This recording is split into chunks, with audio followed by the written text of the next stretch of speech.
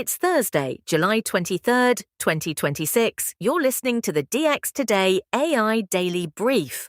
Today, Travis Kalanick's robotics startup lands a $1.7 billion round. AMD unveils its next-generation AI chips. And Tesla's profits sink as it bets everything on robots. Let's get into it. We begin with a striking return to the spotlight. Atoms, the robotics company founded by former Uber chief executive Travis Kalanick, has raised $1.7 billion in a round led by Andreessen Horowitz. Uber itself joined the financing.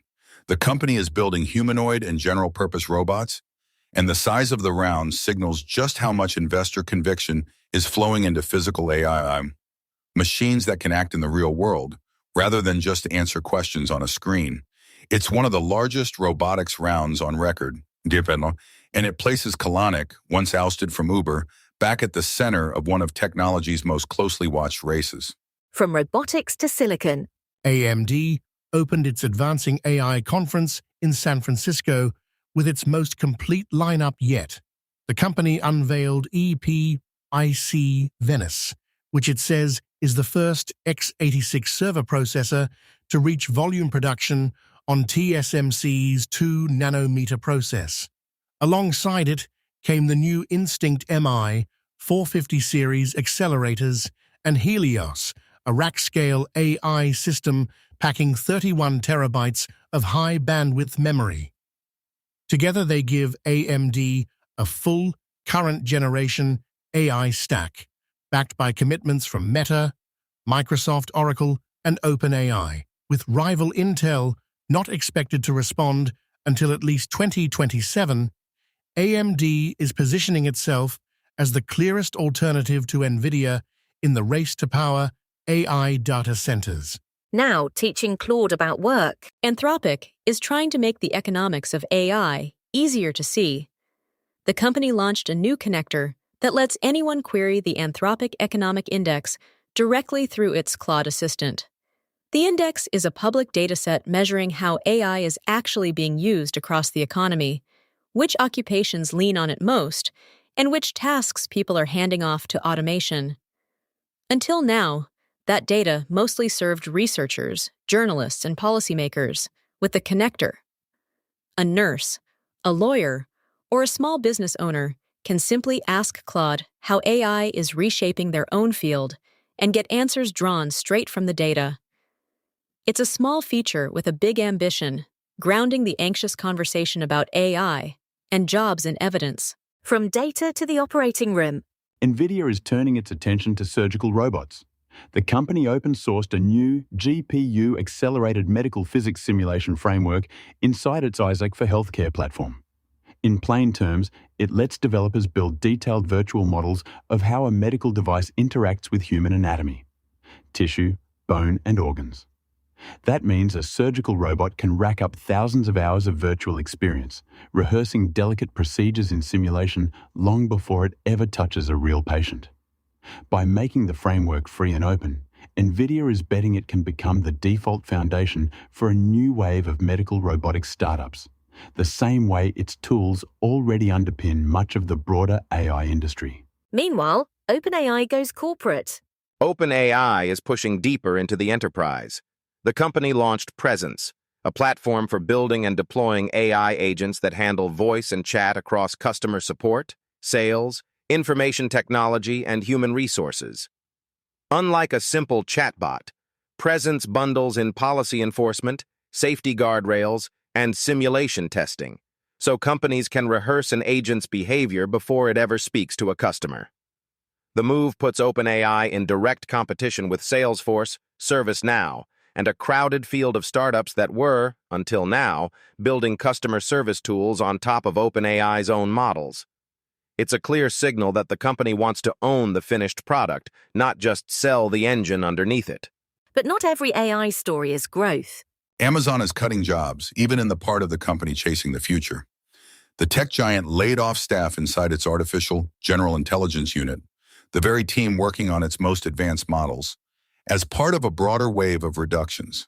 The move comes even as Amazon pours enormous sums into AI infrastructure this year. Executives frame it as focus rather than retreat, shifting people and money toward the projects they believe will matter most in the fight with OpenAI, Anthropic, Google, and Meta. But it lands amid a hard truth of this AI moment. The same technology driving record investment is also reshaping and shrinking the workforce that builds it. Now, a customer service partnership. Staying with the enterprise, Observe.ai announced a multi-year strategic collaboration with Amazon Web Services.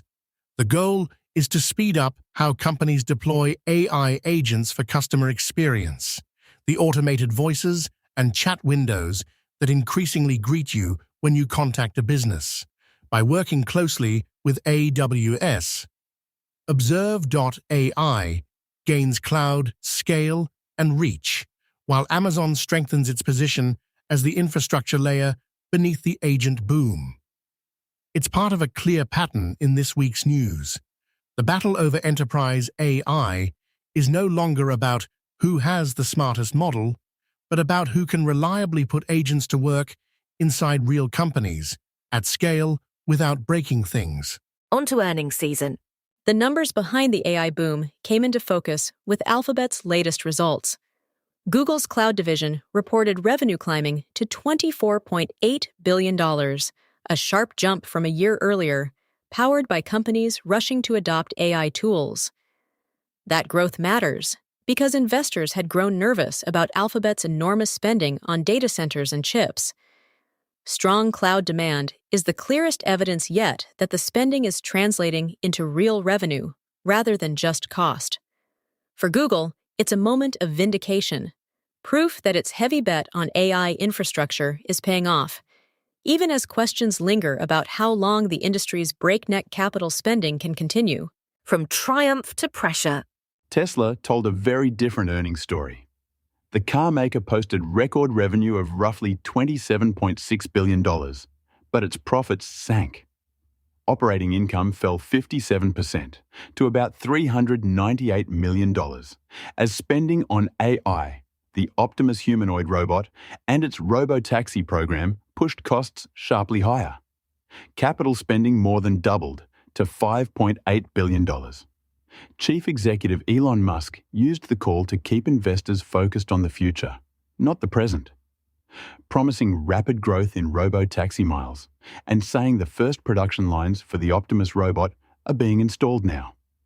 It's a bet that Tesla's real value lies in AI and robotics, not in selling cars today. One more set of results. IBM rounded out the day's earnings with a stumble.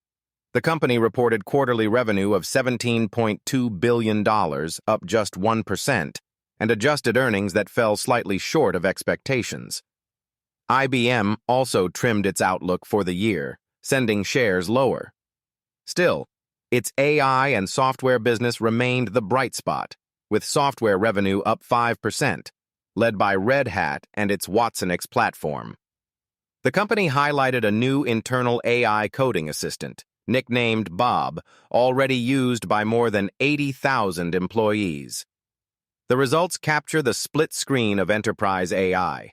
Genuine momentum in the newest products, weighed against the slower, older businesses that still make up much of the company. Now, Washington places its bets. The federal government made one of its biggest AI moves yet. At the first Genesis Mission Summit in Washington, Energy Secretary Chris Wright unveiled awards for nearly 300 projects using AI to accelerate scientific research, spanning fields from nuclear energy to computer chip design. The awards were drawn from more than 5,000 applications, and winners gain access to the government's most powerful computing resources, including a new American Science Cloud and AI models managed by the national laboratories.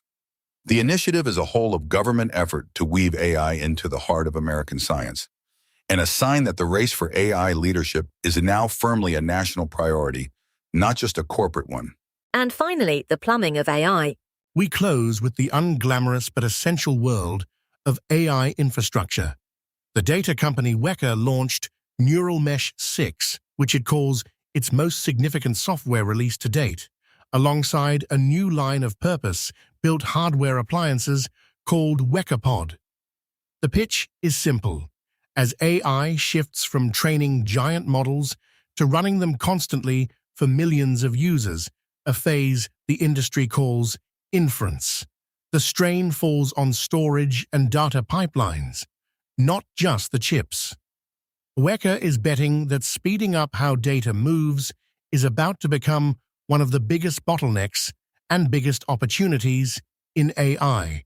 It's a reminder that behind every clever chatbot sits a vast, hidden machinery keeping it fed.